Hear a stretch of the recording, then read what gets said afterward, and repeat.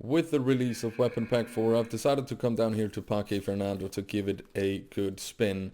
I figured that the muzzle loader and the M1 is going to be pretty darn decent to use here on the Red Deer. We're going to be using the muzzle loader with the mini bolts, meaning they are the same range for animals as the M1. Both are going to be 4 till 8. A thing to notice with the Weapon Pack 4 is that you don't have any weapon that is capable of taking animal class 2. For some reason you can't do it with the bird shots or the box shots of the 10 gauge, and none of the other bullets are suitable for that either. Oh, apparently he's gonna take a big run. I just wanted to shoot at one of them, honestly. This is gonna be with the M1. Let's just see here what kind of damage it's gonna do.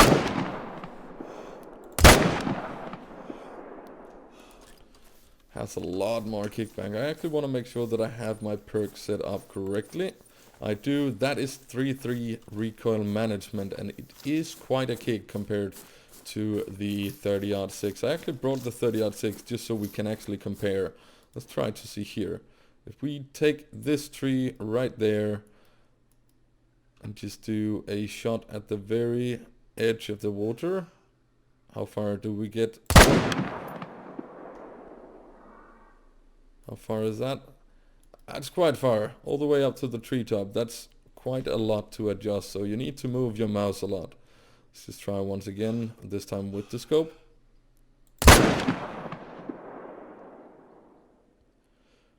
Yeah, let's just give the 30-06 a try to comparison.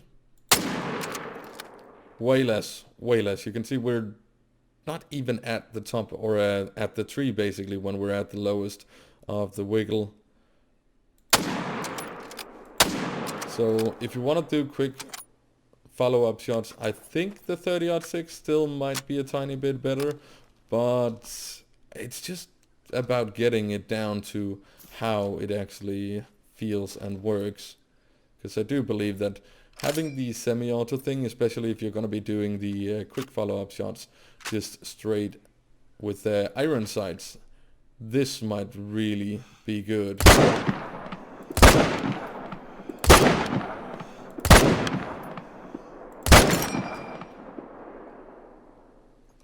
I'm not sure. It's definitely going to take some getting used to. Another thing that it seems to be as well is it's actually trying to work its way back once you have taken the first shot. It goes quite far down. Does the 30-06 do that as well? Nope, 30-06 is on its place pretty much as soon as you have readied up the next shot. So that's probably going to be the biggest difference for me. It has this tiny slow draw where it's trying to get itself back in position. Well, at least we now know, and we can try to adjust accordingly. And we did get 2 vital hits and 2 red deers here. They didn't go far at all. Right lung, stomach, liver on the first one. Very, very easy takedown. And the second one, liver, left lung, stomach. So definitely same power as the 30-06, especially at the broadside. They are very, very deadly. But I think the big difference is going to be, the big difference with the M1 and the 30-06 is the recoil. And they have of course done this, so there's going to be some kind of balancing. It definitely seems to have pretty much the exact same power as the 30-06, but the big thing is the recoil. I'm definitely going to be toying around with this gun for a long time, I think, but I'm not sure if it's actually going to be better than the 30-06. If I remember correct, I think it is actually a tiny bit lighter than the 30-06 as well, so that might work in its favor too, so you can fit some new loadouts with that gun as well. Just want to pick up this Puma so we can see. Yeah, double long shot, 255 meters, no problem. If you're only taking one shot, then it doesn't really matter if you're using the M1 or the 30-06 at least. Very accurate, at least on long distances as well. I want to go to the shooting range just to kind of test it out as well over there. And just to confirm the weight of the new stuff, they're adding the muzzle loader is 4 units And as I was talking about, the M1 is only 3.5 unit, where if you take the 30-06, that's 4.5, and it's using the same scope. So you're saving an entire point of your carrying capacity by going with the M1 over the 30-06. And then we have the Miller also at 3.5 units of capacity. Let's just test the 30-06 first. I'm not going to be trying to adjust anything, I'm just going to be trying to shoot so we can see just how far it's going to be bouncing with the first shot of the recoil. I'm just going to go directly for the red dot right here. And we just barely made it out of the target right there. Let's try the same thing with the M1.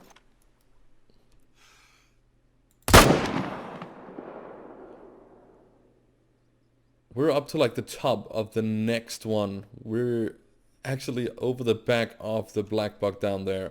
So that's quite a magnificent difference. And it's something that you have to adjust for. Yes, you can take the quick follow-up shots, but I think in terms of getting used like that, it might be better off just being used on charging bears and such. Because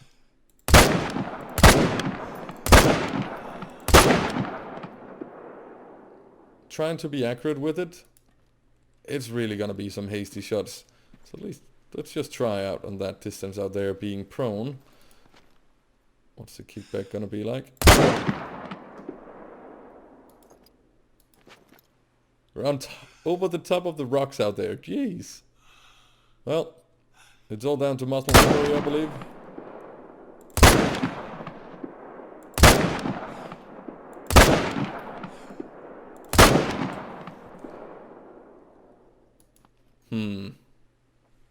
Can we reset that? I want to test just to see how accurate. I'm gonna do my very, very best here to see how accurate I can be trying to take quick follow-up shots with this gun. Gonna go for 5, and then we're gonna see how I can do with the 30-06 as well. Let's try.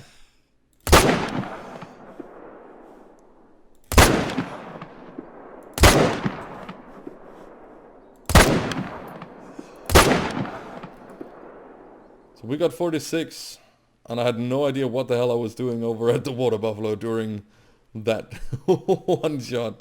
I think we should really try that one once again just to make sure. Let's not go for the water buffalo this time. But 46 on the first try isn't too bad. Let's try again.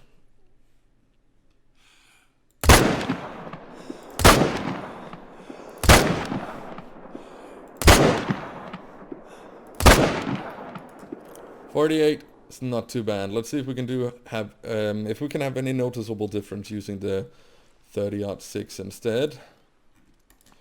Need to reset personal. Let's go again. I want to see if I can somehow figure out how long time we're using, but that's going to be in the edit as well. So see if I can do something to compare.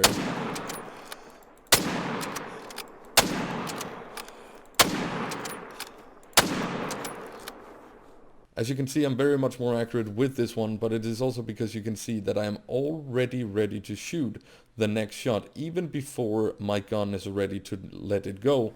So is that actually the big difference, is that there is a tiny little bit more of a waiting time with the 30-06, that it just allows me to get ready with that gun rather, because if I take the same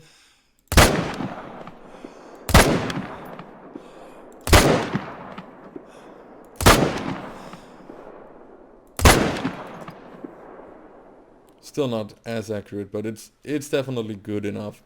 But I think that might actually be like the big difference, is that you're forced to take that second to ready up the next shot with the 30-06. So if you're just taking the same amount of time, I'm pretty sure you can actually easily get back on target with the M1. But yeah, at least this was a small little comparison, and you can do with it what you want. Hope you enjoyed it. Thank you so very much for watching.